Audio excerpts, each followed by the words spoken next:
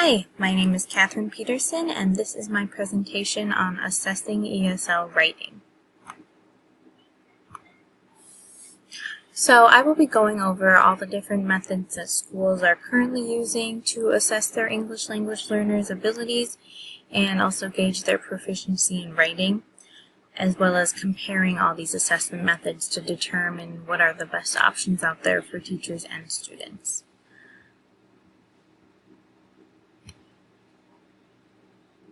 So standardized high-stakes writing exams usually consist of many multiple-choice questions. It's the go-to for a lot of schools as it can save time and money. However, it really begs the question if there is consistency in the grading of this sort of writing because it gets sent off to testing companies, and some testing companies have been shown to not use trained professionals for grading. And standardized testing is not optimal, as multiple choice questions do not actually examine any student writing since they're multiple choice questions. However, some states have begun adding writing prompts to these tests.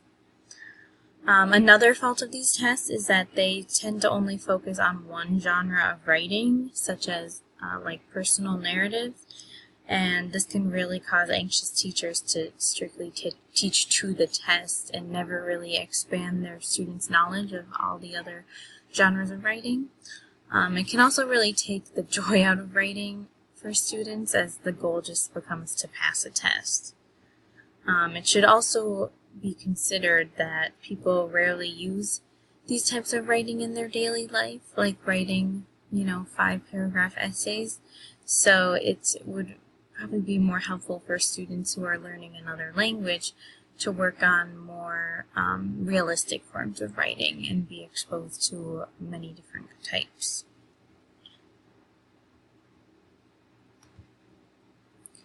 So teachers should strive to utilize formative writing assessments often so that they can really constantly be observing and analyzing their English language learners' skills.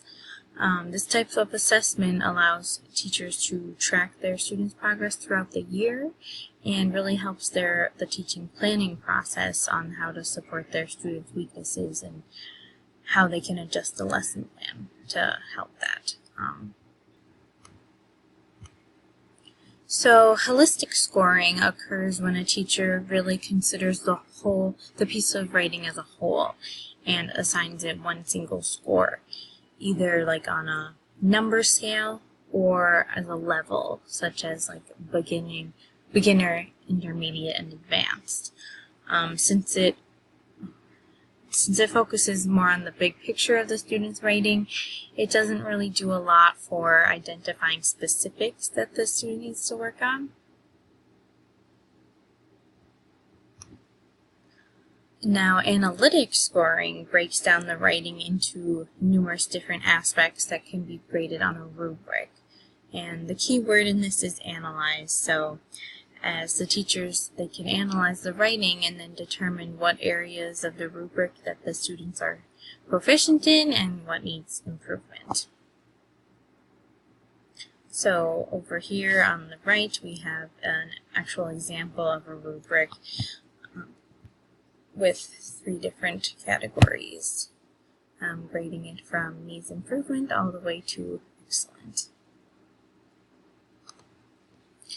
Now, the downfalls of analytic scoring can include inconsistent with the rubrics, since it's not as cut and dry as like math, for example, for grading 2 + 2 = 4.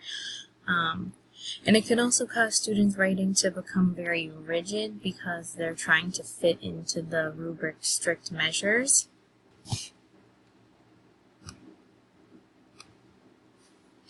Now, primary trait scoring focuses on one single trait of the student's writing, either, for example, like sentence formation or mechanics. This would be helpful for students who are focusing on working on one single goal of their writing. Multi-trait scoring focuses on multiple traits, so it allows for more attention to be put on just a few key elements of their writing.